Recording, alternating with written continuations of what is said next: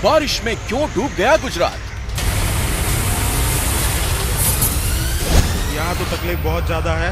हमने आज से पहले ऐसी रेल देखी नहीं है। सब बिस्तरा हुआ, फ्रिज हुआ, घर का टीवी हुआ, सब खराब हो गया है। कुछ बचा नहीं हमारे पास। आखिर कहां सोया रह जाता है पूरा सिस्टम? कॉर्पोरेशन को देखना चाहिए ना, ये पानी इतने कम रेन में ये पानी भर गया। अभी ज्यादा बारिश है, अभी तो सिर्फ मानसून शुरू हुआ है। क्यों नहीं होती मॉनसून से निपटने की तैयारी? जिनके पार्किंग में पानी घुस गया है, बेसमेंट में पानी घुस गया है, कार्स हो, बाइक्स हो, मोपेड्स हो, सबके सब वाहन पानी में डूबे हुए नजर आते हैं। जहाँ से आ रहे हैं वहाँ से पूरे रोड पे पानी भरा हुआ है। क्यों पस्त हो जाते हैं नगर निगम? कम से कम 20 फीट गहरा एक गड्ढा है। कल रात को जैसे ही बारिश हुई, यहाँ एक गड्ढा गिरा। कंपाउंड वॉल, पूरी कंपाउंड वॉल पानी के बहाव के चल के गिर चुकी है, धराशायी हो चुकी है। क्यों हर बार बारिश में बेबस हो जाते हैं शहर?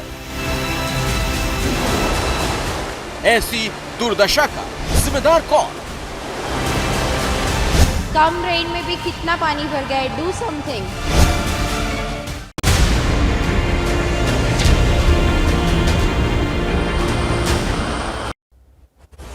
नमस्कार, स्वागत है आपका एबीपी न्यूज में। मैं अखिलेश आनंद हूं और अब शुरू होने वाला है वो शो जो हर रोज सत्ता से सवाल पूछता है, क्योंकि हम सिर्फ और सिर्फ जनता के प्रति जिम्मेदार हैं। घंटी बजाओ का मकसद आपके जीवन से जुड़े बुनियादी मुद्दों की तह तक जाकर पड़ताल करना है, ताकि आपको न्याय मिल सके, आपकी समस्या का समाधान हो सके। आज हम आपको दिखाने वाले हैं तथाकथित स्मार्ट सिटी की हकीकत।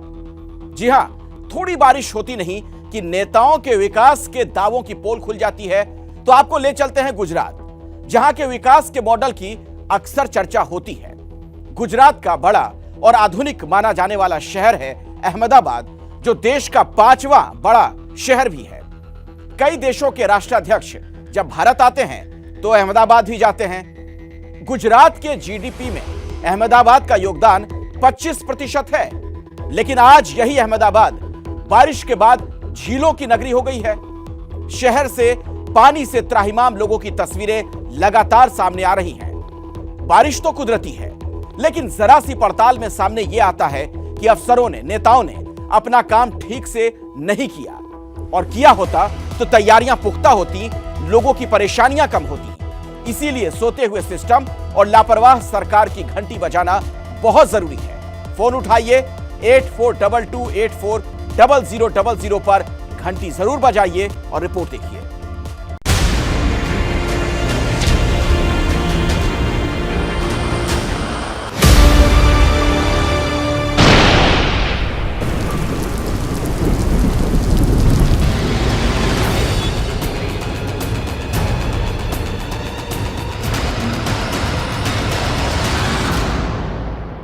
कौन कहेगा ये गुजरात के सबसे ज्यादा आबादी वाले शहर का हाल है? तेज बारिश ने अहमदाबाद की सीरत को खराब कर दिया, सूरत को भी खराब कर दिया। ये सड़क नहीं, नदी जा रही हो। सड़क के ऊपर पानी नहीं, लेकिन नदी का बहाव। दूर दूर तक आप जहाँ तक नजर डालते हैं वहाँ पानी पानी है। कौन कहेगा कि देश का 5वां बड़ा शहर पानी के आगे बेबस हो गया?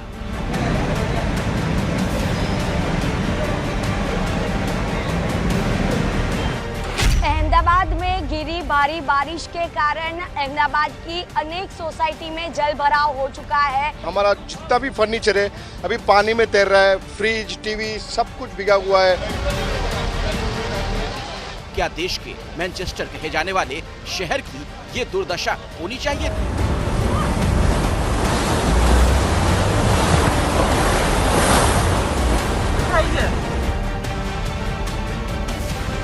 आने जाने की बहुत दिक्कत हो रही है। सब हमारे से पीछे पूरे व्हीकल, कार से लेके बाइक से लेके सब बंद पड़े हुए हैं। पानी की वजह से पूरी दिक्कत हो रही है।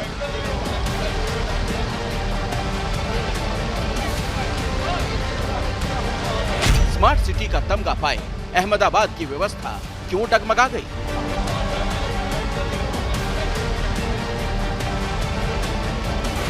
क्यों शहर का पूरा सिस्टम बरसात में उखड़ गया?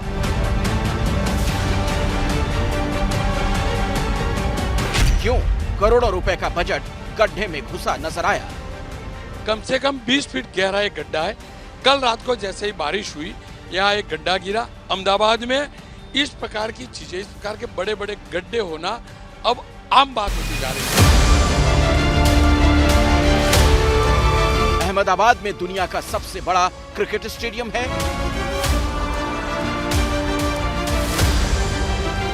ये वो शहर है जिसे यूनेस्को ने वर्ल्ड हेरिटेज का तमगा दिया। ये वो शहर है जिसे देखने दुनिया की जानी मानी हस्तियां आती हैं। अहमदाबाद देश की इकोनॉमी के लिए भी अहम शहर है, लेकिन ये शहर खस्ता हाल सिस्टम के आगे पानी पानी हो गया।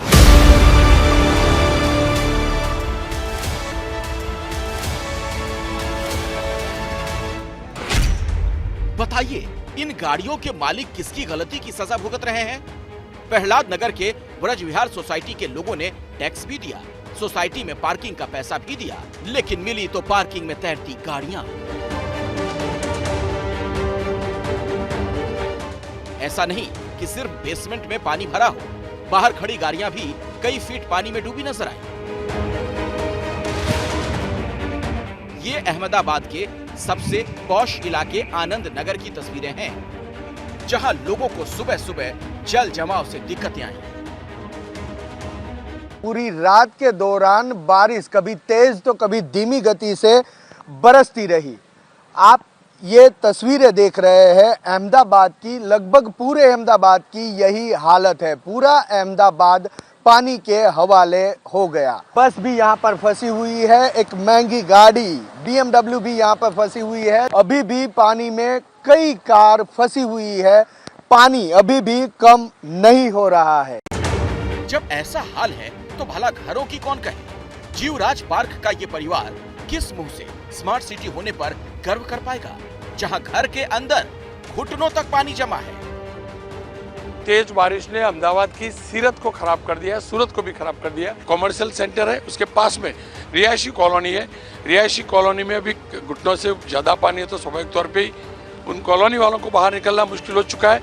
यहाँ पर जो शॉपिंग सेंटर है आप देख सकते हैं, वहाँ के जिस प्रकार के हालात है, क्योंकि वहाँ पार्किंग में भी दुकानें हैं। यहाँ AMTS यानी कि अहमदाबाद कॉरपोरेशन का जो पब्लिक बस और पब्लिक सर्विस है, उसका जो बस स्टॉप है वो पूरा डूब चुका है। अनेक व्हीकल्स ऐसे हैं जो डूब चुके हैं। हालत ये रही कि ईशनपुर इलाके से 48 लोगों को बचाकर निकालना पड़ा। ये देखिए, जिस पर ट्रैफिक चलाते रहने की जिम्मेदारी थी वो खुद पस्त पड़ा है।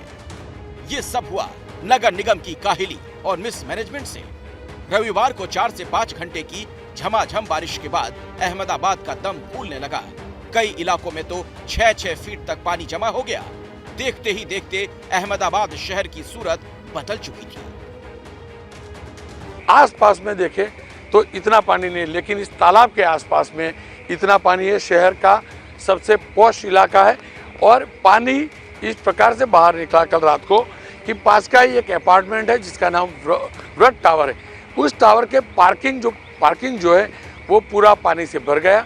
ये जो शटर बंद है उसके नीचे बहुत बड़ा पार्किंग है। पूरा हमारा यहाँ जो रोजगार साथ की जितनी पार्किंग है उसमें गाड़ी है सब पूरी डूबी हुई है। सबसे बड़ा सवाल ये है, क्या ये अचानक एक साथ बारिश गिरी उसकी वजह से जल भरा हुआ, या अहमदाबाद कॉरपोरेशन ने जो प्री मानसून कामगिरी करनी चाहिए थी, यानी कि जो उनका प्री मानसून प्लान था वो प्रॉपर नहीं था, उसके चल के जल भरा हुआ है। अब जरा बजट पर गौर कीजिए। अहमदाबाद के म्युनिसिपल कॉर्पोरेशन का 2022-23 का बजट 8,807 करोड़ रुपए है, लेकिन मिला क्या? ये वजह समझने के लिए आपको 1 महीने पहले जाना होगा। तारीख 15 जून 2022। मौका था रिव्यू मीटिंग का। चर्चा का मुद्दा था मॉनसून की तैयारी। इस बैठक में मॉनसून की तैयारियों को लेकर पार्षद नाखुश नजर आए थे। वजह थी नगर निगम के अधिकारी जो नाला साफ करने का ठेका महीनों से दबा के बैठे थे, जबकि यह काम मॉनसून से 2 महीने पहले ही हो जाना चाहिए था। मतलब मॉनसून की तैयारियां मॉनसून के कई महीने पीछे चल रही थी। इसी वजह से स्टैंडिंग कमेटी को आपातकाल के लिए तैयार रहने के निर्देश देने पड़े और कुछ हुआ भी वैसा ही। ऐसे में अहमदाबाद नगर निगम के तौर तरीकों पर सवाल तो उठता ही है। अक्टूबर 2005 से यहां नगर निगम में लगातार बीजेपी का ही राज है। पिछले 7 मेयर लगातार बीजेपी से ही रहे। गुजरात में भी बीजेपी की सरकार है। ऐसे में सवाल तो उठता ही है कि आखिर तैयारियों में कमी क्यों रह गई? आखिर शहरों को ये किसकी लापरवाही की सजा मिलती है? आखिर इस परेशानी और इस नुकसान का जिम्मेदार कौन है? देखिए, शहर शहर गांव-गांव लोग सिस्टम की नाकामी झेलने को मजबूर हैं। ये सही है कि कुछ जगह ज्यादा बारिश हुई है।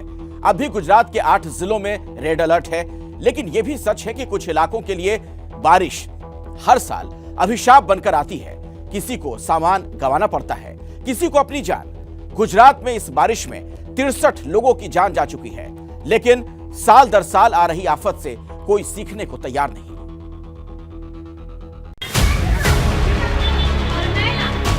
घरों के अंदर जब कमर तक पानी पहुंचा तो चारपाई की बिसात ही क्या। मॉनसून के साथ आई इस आफत को 70 साल की अकेली बुजुर्ग महिला न देख पाई, न पहचान पाई। नतीजा, इस पानी ने उनकी जान ले ली। लेकिन जिम्मेदार कौन है? पानी या पानी को हर साल भरने देने वाले वो अधिकारी जिनके जिम्मे थी खेड़ा के नदियाद नगर पालिका की जिम्मेदारी।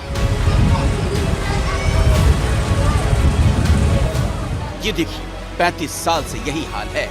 हर साल पानी ऐसे ही भरता है, न गलियां सुरक्षित न घर, लेकिन प्रशासन की नींद टूटती नहीं। तस्वीरें न्यू गाजीपुर के इलाके की है। अब अधिकारी जायजा ले रहे हैं, लेकिन यकीनन रुकते ही फाइलें भी रुक जाएंगी।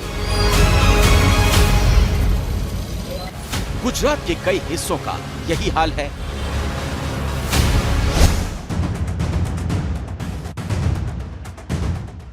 ये तस्वीरें वलसाड की हैं, जो बता रही हैं कि हालात यहां भी अलग नहीं। वलसाड पर सबसे ज्यादा पानी की मार पड़ी है। पूरी की पूरी मंजिल पानी के नीचे नजर आ रही है।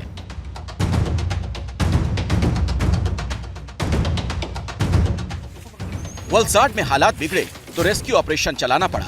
एनडीआरएफ के साथ साथ हेलीकॉप्टर की मदद से भी लोगों को बचाने का अभियान चलाया गया।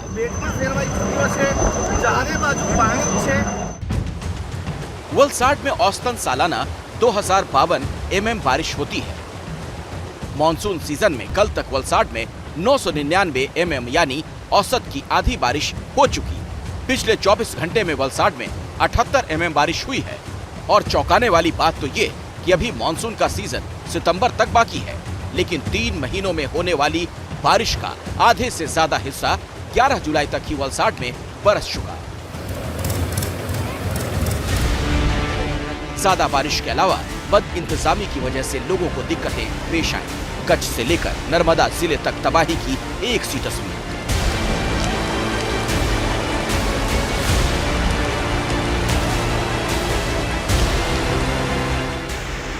इस तस्वीर को लाचारी ना कहें तो क्या कहें। रास्ता बारिश अपने साथ बहा ले गई और इनके सामने सिर्फ सवाल रह गया, क्योंकि ये ना तो आगे जा सकते हैं और ना ही पीछे लौट सकते हैं।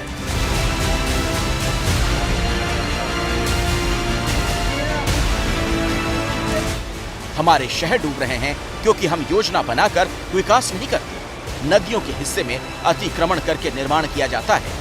बढ़ती आबादी के हिसाब से पानी निकासी की व्यवस्था नहीं होती। जिम्मेदार पदों पर बैठे लोग समय से एक्शन में नहीं आते और फिर देश के सामने अहमदाबाद और डूबे हुए वलसाड की तस्वीरें मौजूद होती हैं।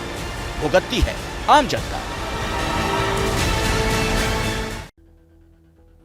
अब घंटी बजाओ की अगली रिपोर्ट आपको दिखाते हैं। और क्या आप कल्पना भी कर सकते हैं कि 8 साल का कोई बच्चा अपने 2 साल के भाई का शव गोद में लिए 2 घंटे बीच सड़क पर बैठा रहे। मध्य प्रदेश के मुरैना में यह हृदय विदारक दृश्य देखने को मिला। वजह थी इस गरीब परिवार को शव ले जाने के लिए एम्बुलेंस ना मिलना। तो एक और एमपी में गरीबों को एम्बुलेंस नहीं मिल रही, वहीं यूपी में एम्बुलेंस कंपनी बिना मरीज ढोए बिल बनाकर सरकार को चूना लगा रही है। हाल ही में भ्रष्ट सिस्टम को बेनकाब करने वाली वो रिपोर्ट आपने घंटी बजाओ में देखी थी।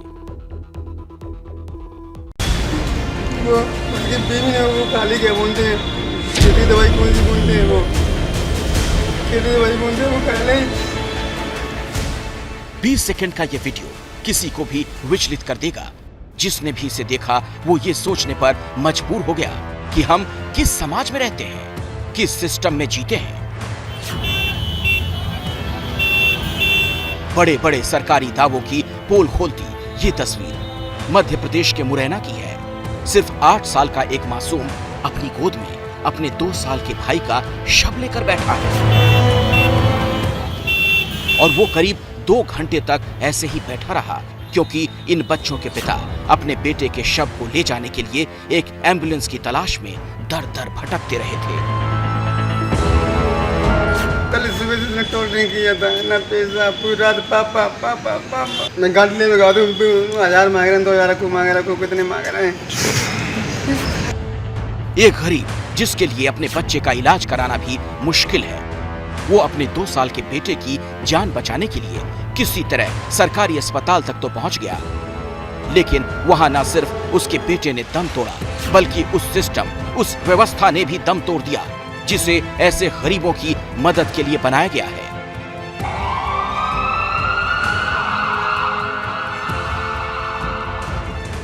घंटी बजाओ में हमने आपको उत्तर प्रदेश में एम्बुलेंस सेवा के नाम पर हो रहे करोड़ों के घोटाले की खबर दिखाई थी।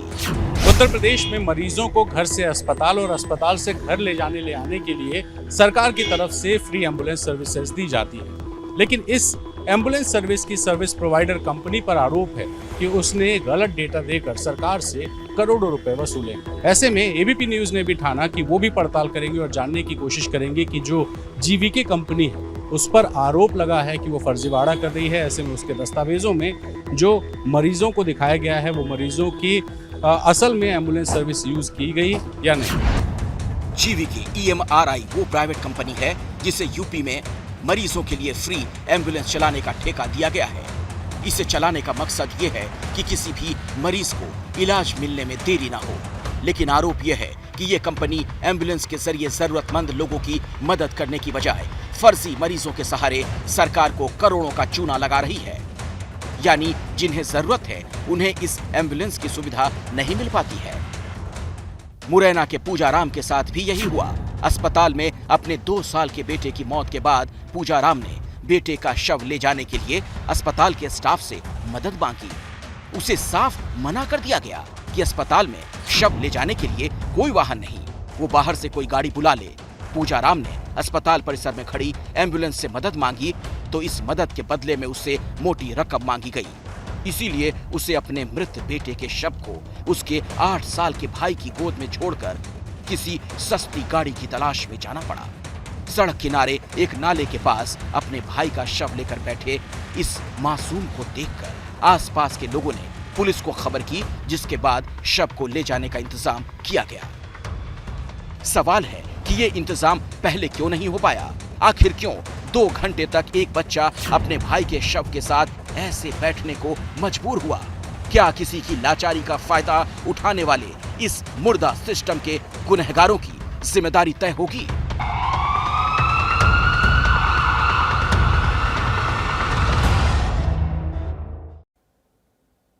दरअसल इस मासूम की गोद में उसके भाई का शव नहीं था, बल्कि उस सिस्टम का शव था जो गरीबों की मदद नहीं कर पाता। ये बेहद दर्दनाक कहानी बताती है सिस्टम के आगे कैसे एक आम आदमी घुटने टेकने को मजबूर हो जाता है।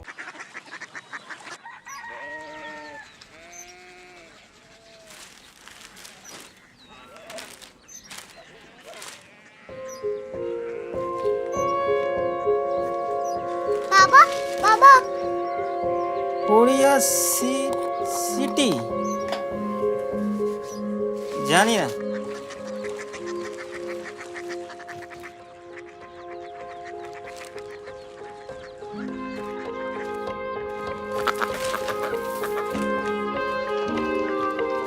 Korea city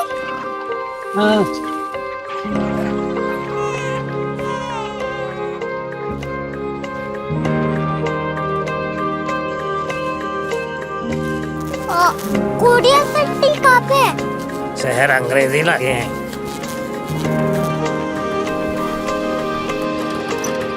Korea city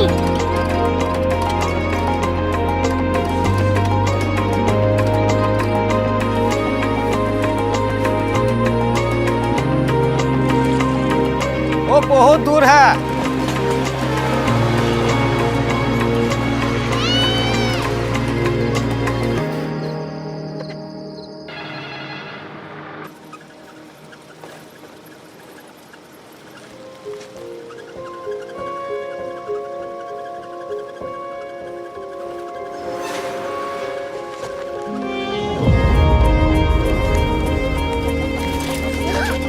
Korea city.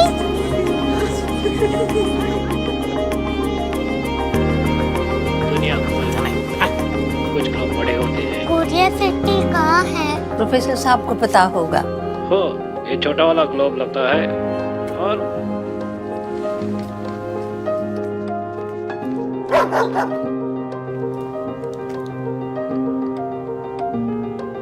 पता नहीं, मेरी बेटी से जाके मिल लो, शायद उसे मालूम हो।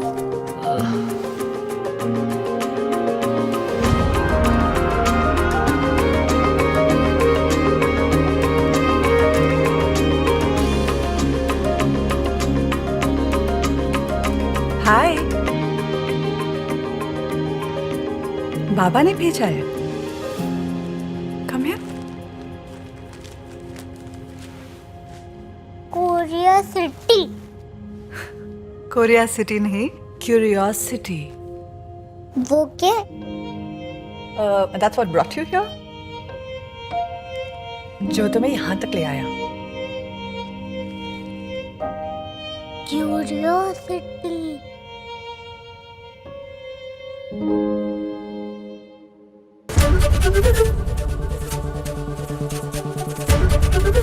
एबीपी न्यूज आपको रखे आगे।